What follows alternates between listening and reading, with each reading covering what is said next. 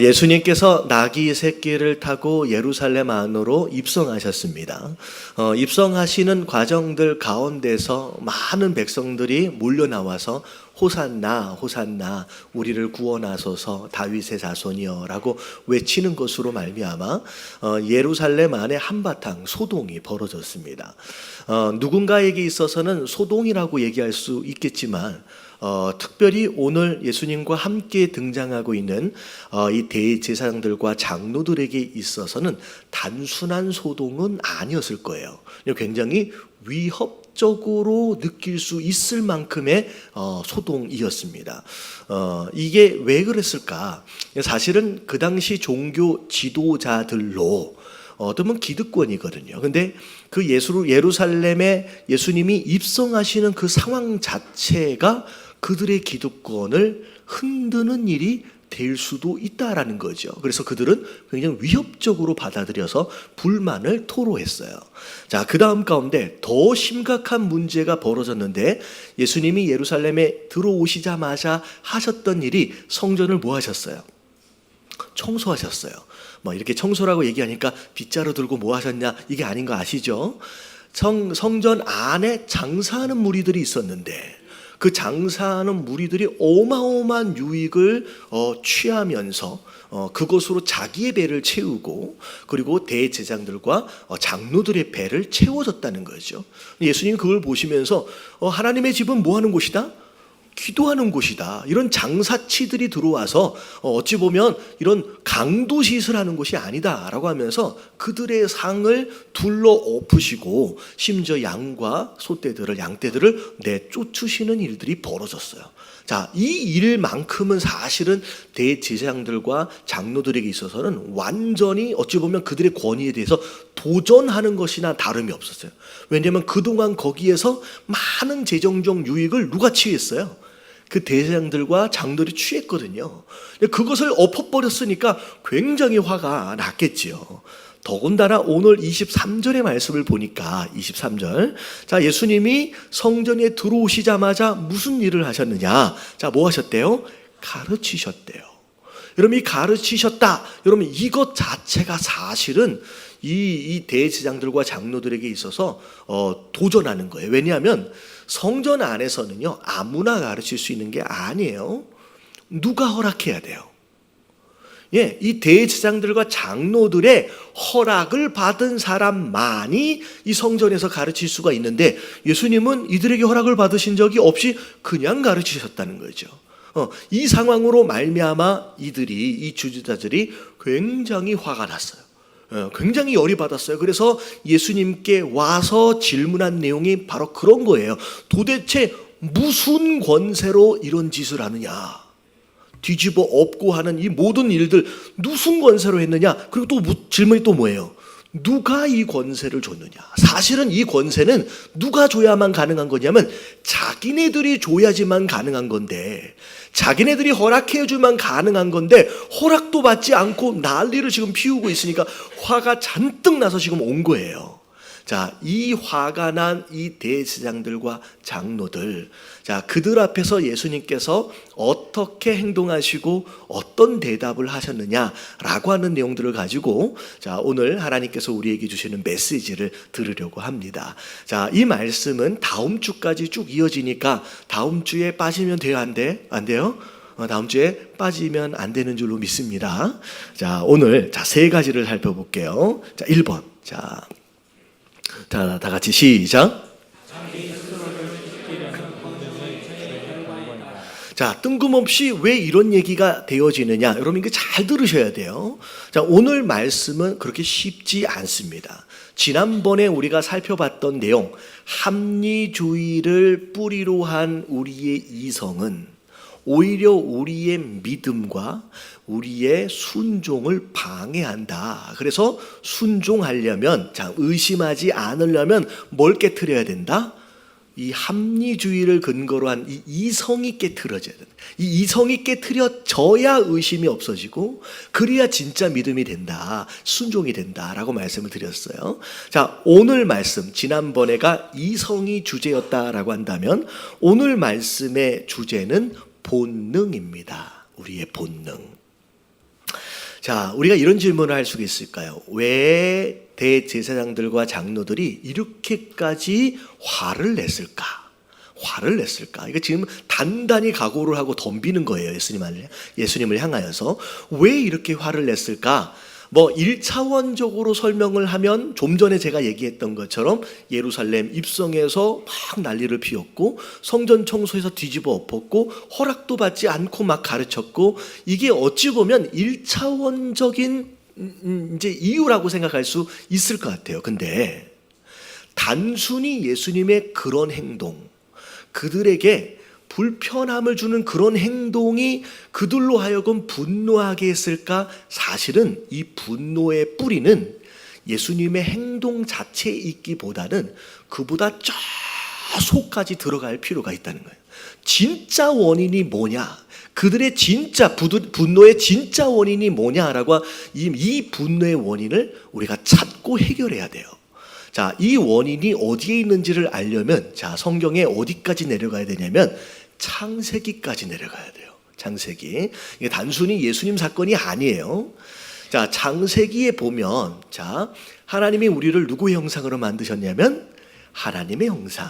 그래서 처음 우리가 그렇게 만들어졌을 때는 그야말로 하나님 안에서 진짜 행복한 삶을 살았어요. 근데 하나님이, 자, 선악을 알게 하는 나무를 따먹지 말라라고 말씀하셨는데, 자, 그 나무의 실과를 따먹는 순간 정령 죽으리라 라고 말씀하셨던 것처럼 우리와 하나님과의 관계가 어떻게 돼버렸어요? 깨어져 버렸어요. 자, 죄를 짓고 나서 우리와 하나님과의 관계가 깨어져 버렸어요. 하나님과의 관계 안에서 멀어져 버린 거예요. 자, 그 결과 무슨 일이 벌어졌는지를 보면, 자, 창세기 3장 7절부터 8절까지 같이 한번 읽어볼게요. 시작. 이에 그들의 눈이 밝아져 자기들이 벗은 줄을 알고 무화과 나무의 풀을 먹어 치마로 삼았더라.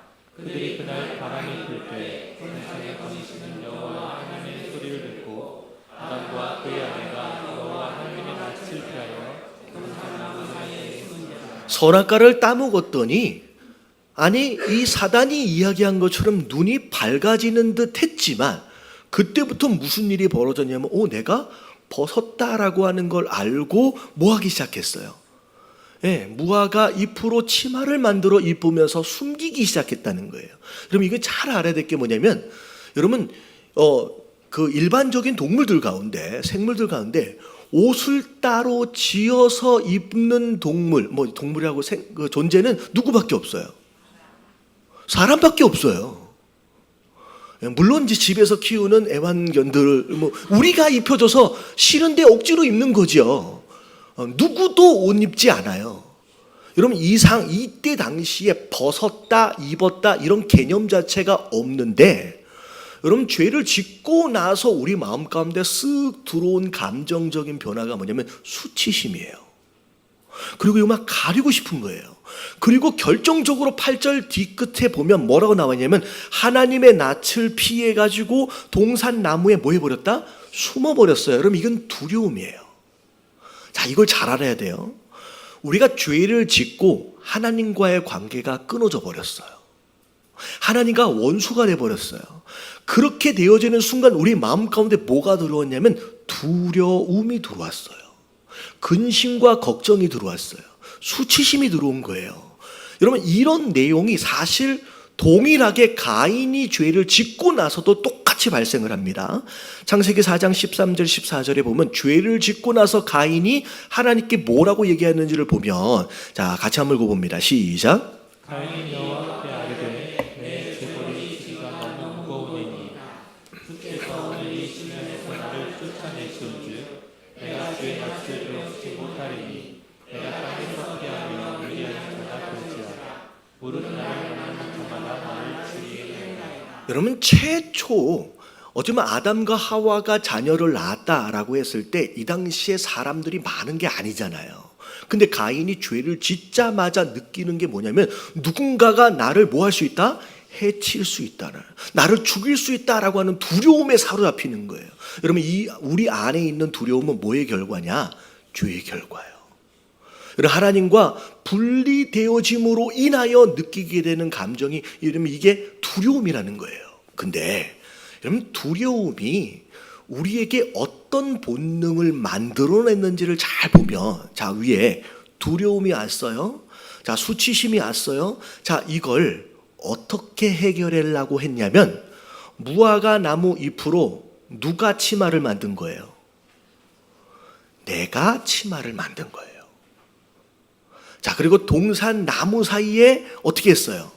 숨으면 내가 보호를 받을 수 있을 거라고 생각을 한 거예요. 다시 말하면 죄로 인하여 두려움이 들어왔는데 이 두려움의 문제를 인간들이 어떻게 해결하려고 했냐면 내가 스스로 나를 방어하고 내가 스스로 치마를 입고 내가 스스로 무엇인가 뒤에 숨음으로 말미암아 내가 방어할 수 있다, 내가 생존할 수 있다라고 하는 시도를 시작했다는 거예요. 결국은 우리 스스로 자기 방어의 본능 자체가 결국은 죄의 뿌리를 두고 있는 이 두려움의 문제를 해결하기 위해 생긴 본능이라는 거죠. 자, 여기까지 이해되어지세요? 와, 오늘은 왜 이렇게 어려운가 싶을 수 있을 텐데 이게 너무 중요해요. 너무 중요해요. 자, 정리할게요. 죄를 지었어요. 그래서 하나님과 분리됐어요. 그럴 때 어떤 마음이 들어왔어요? 두려움이 들어왔어요. 근데 이 두려움의 문제를 누가 해결하려고 그래요, 지금? 내가 해결하려고 그러는 거예요. 내가 피하고, 내가 방어하고, 내가 나를 지켜야 한다라고 생각하는 거예요. 그게 우리의 본능이 되어버렸어요. 그게 자기 반응, 자기 방어 본능이라는 거예요. 자, 여기에서 우리가 조금 생각해 볼 게 뭐냐면, 여러분, 우리 마음 가운데 두려움이 있습니까, 없습니까? 이상하죠? 왜? 여러분, 우리는 구원받음으로 말미암아 하나님과의 관계를 회복했어요, 못했어요? 여러분, 했어요. 여러분, 이미 했음에도 불구하고 왜 우리 안에 두려움이 있지? 그래서 무엇인가를 기도하고 하나님 앞에 구할 때마다 항상 이 두려움 가운데 구해요.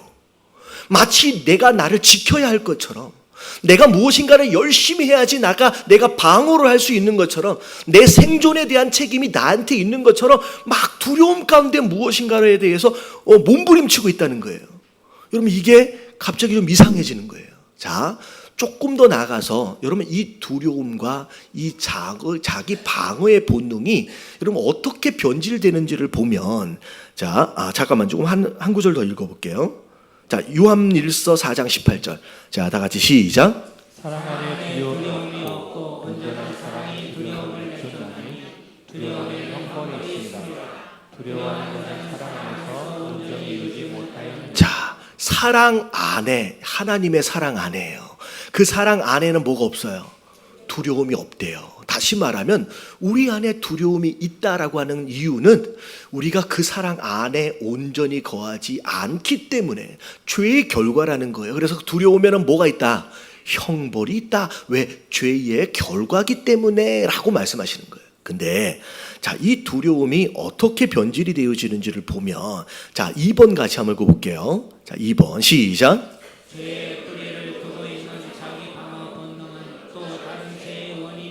자, 이게 뭐냐? 이러면 개가 도둑이 들어오고 강도가 들어오면 뭐해요? 막 짖잖아요. 여러분 들어서 알 수 있을 것 같은데 개가 짖는 이유가 뭐래요?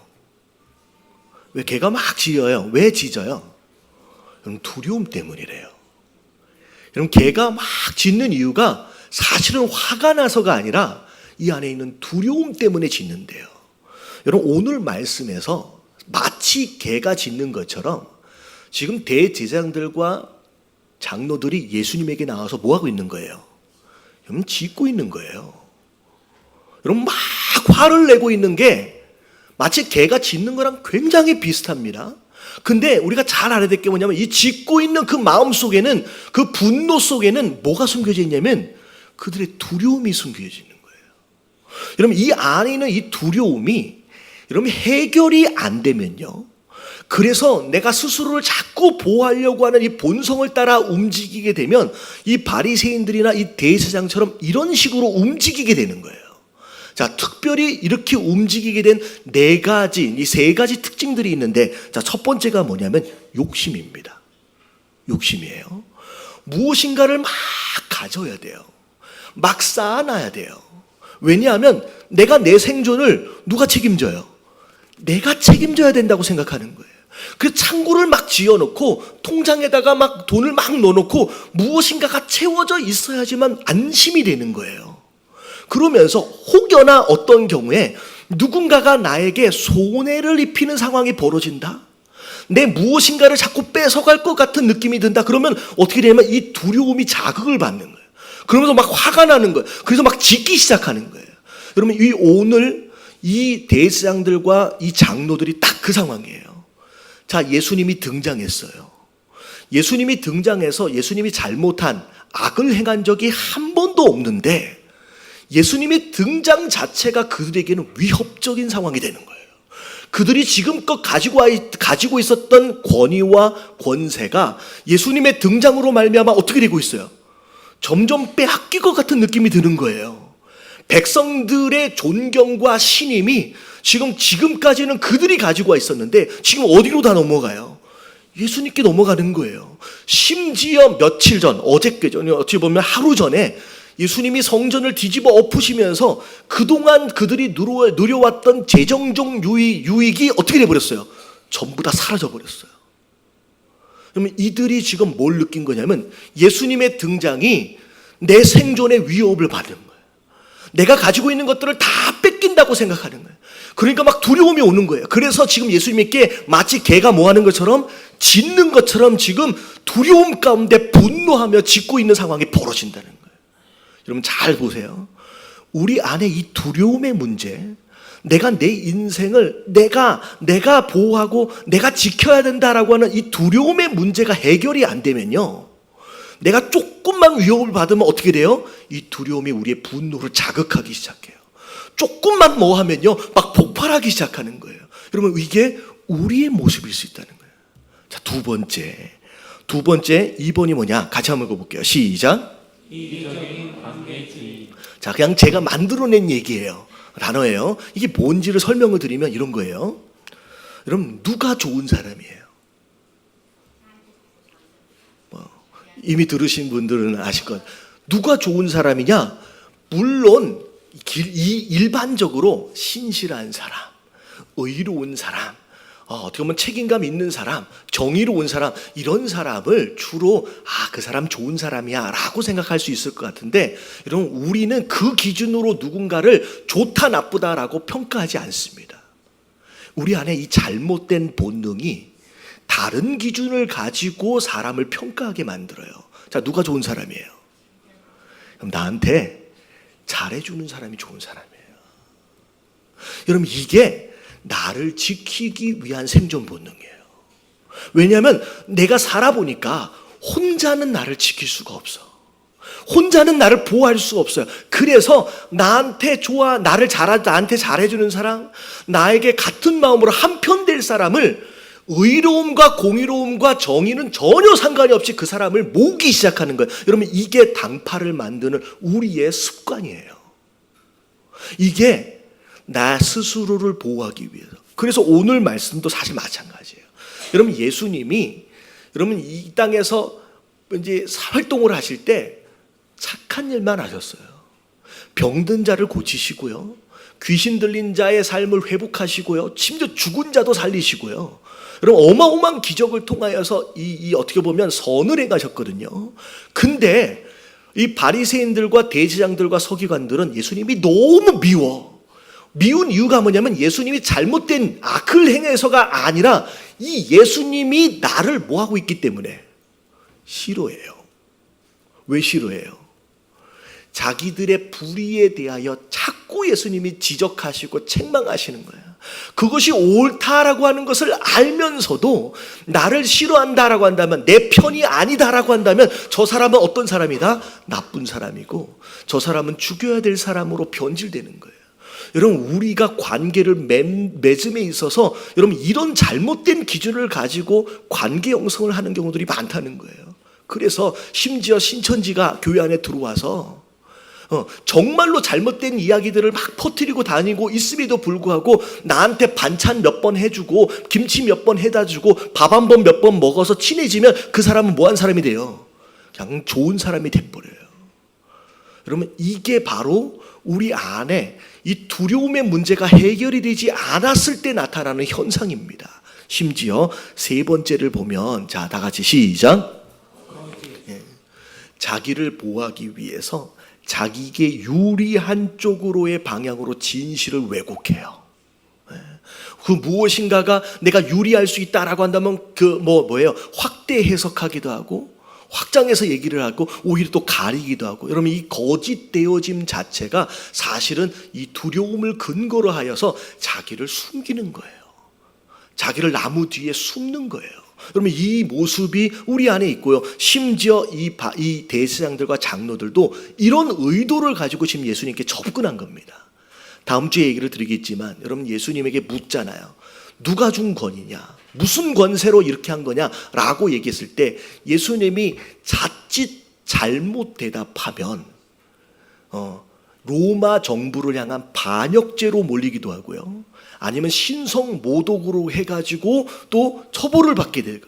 어떻게 보면 순수한 마음에서 지금 질문에서 오는 것이 아니라 숨겨진 의도, 거짓 의도를 가지고 예수님을 해치려고, 죽이려고 지금 찾아온 거라는 거죠. 이게 우리 안에 자기 방어 본능을 통하여서 이런 현상이 나오는 거예요. 그래서 여러분, 이 형태, 이 세 가지가 사실 요한복음 8장 44절에 전부 다 등장을 하는 게 뭐냐면, 자, 볼게요. 너희는 시작. 너희는 너희 아비 마귀에게 선하였으니 너희 아비의 욕심으로 너희도 행하고자 합니다. 그는 처음부터 사랑한 자요 진리가 속에 없으므로 진리에 서지 못하고 거짓을 말할 때마다 그것으로 말하나니 이는 그가 거짓말쟁이요 거짓의 아비가 되었습니다. 하나님과 분리되어진 자로서 누구가 아비가 돼버렸어요? 마귀가 아비가 돼버렸어요.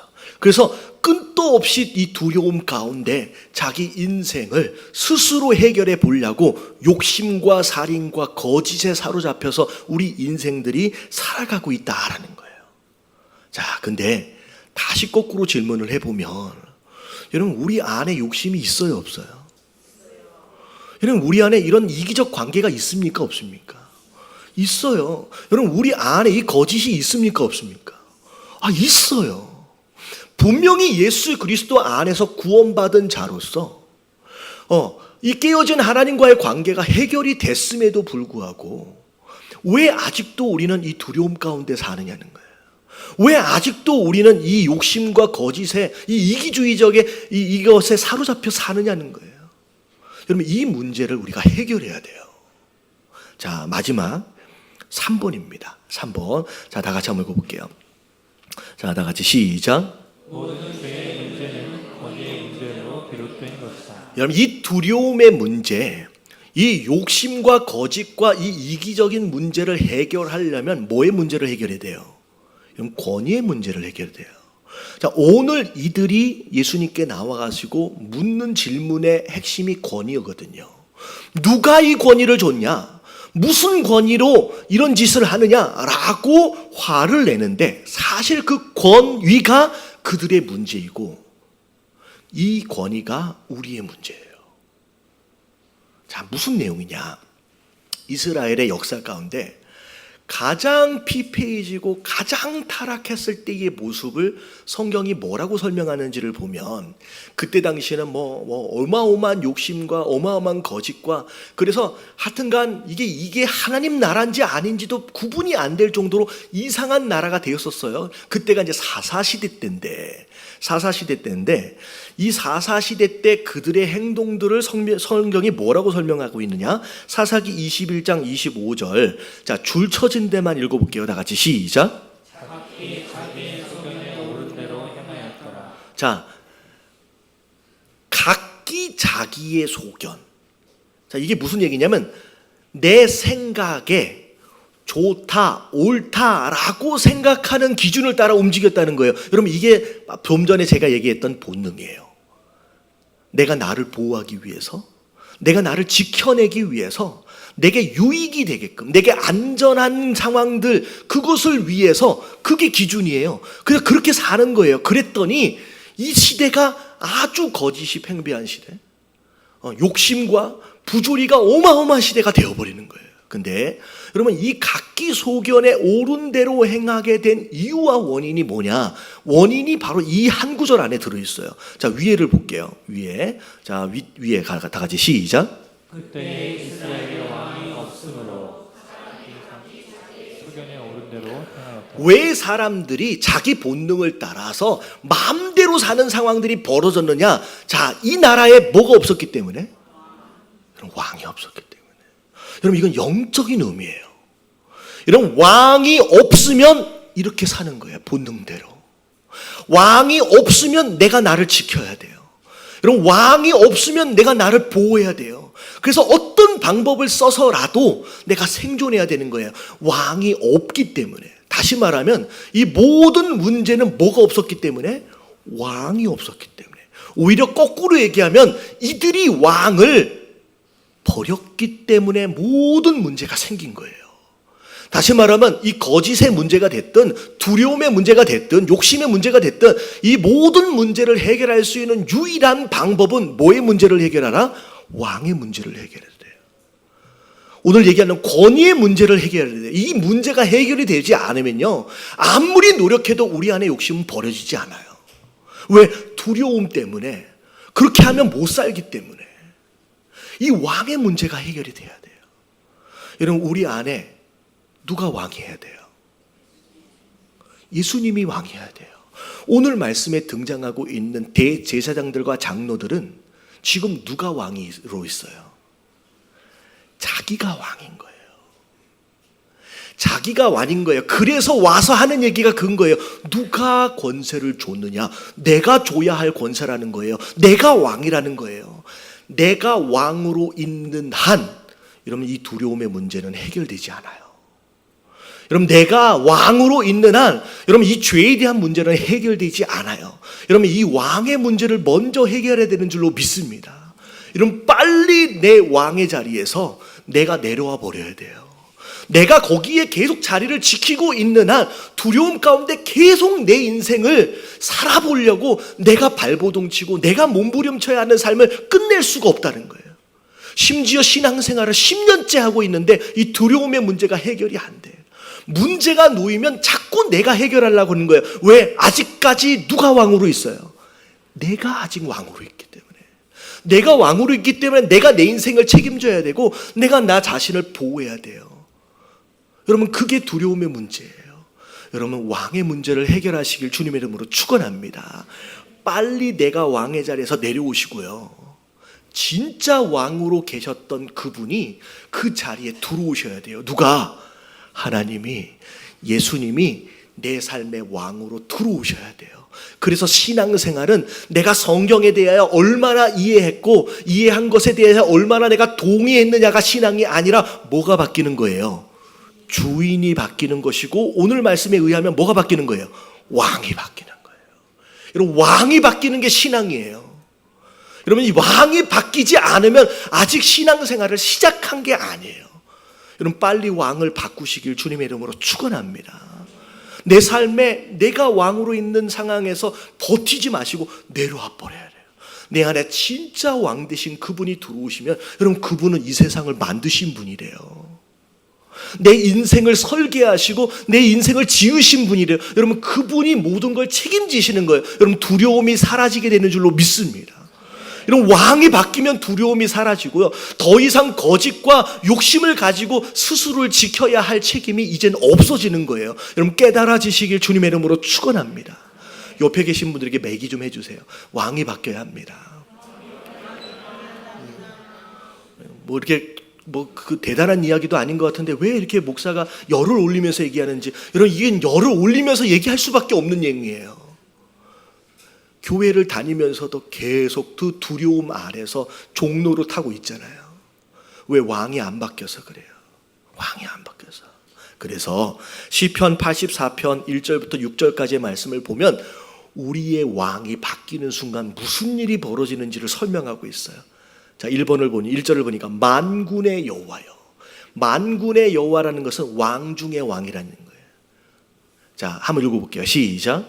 만군의 여호와여 주의 장막이 어찌 그리 사랑스러운지요. 2절. 내 영혼이 여호와의 긍정을 사모하여 생각하며 내 마음과 육체가 살아계시는 하나님께 부르짖나이다. 네, 나의 왕 되신 그 하나님께 주님 계신 그 궁전, 성전 예배하는 곳이 너무 사모해서 상사병에 걸릴 판국이라는 거예요. 너무 그분이 그리워서 또 찾아가고 싶고 또 만나고 싶고. 그런 다음에 3절을 보니까 시작. 만군의 여호와여 주의 제단에서 참새도 제 집을 얻고 제비도 새끼들 보금자리를 얻었나이다. 네, 심지어 새들조차도 왕 되신 그분 아래에서는 뭘 얻어요? 집과 보금자리를 얻는데요. 여러분, 하물며 그분의 형상으로 지음받은 우리가 왜 집이 없고 왜 보금자리가 없어요? 없는 이유가 뭐냐면 그분을 왕으로 온전히 모시질 못해서 그래요. 4절 볼게요. 시작.